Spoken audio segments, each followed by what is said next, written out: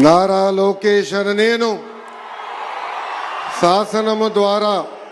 నిర్మితమైన భారత రాజ్యాంగం పట్ల నిజమైన విశ్వాసం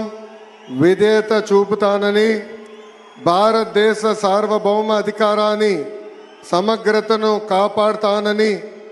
ఆంధ్రప్రదేశ్ రాష్ట్ర మంత్రిగా నా కర్తవ్యాలను శ్రద్ధతో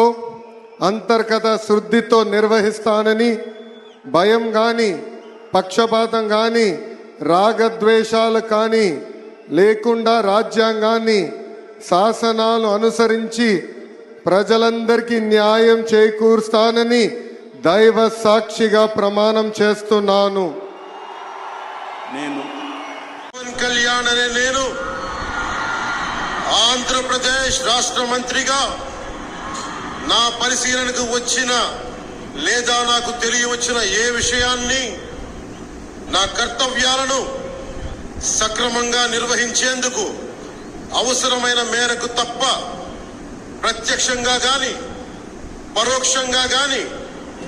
ఏ వ్యక్తికి లేదా వ్యక్తులకి తెలియపరచనని లేదా వెల్లడించనని దైవ సాక్షిగా ప్రమాణం చేస్తున్నాను.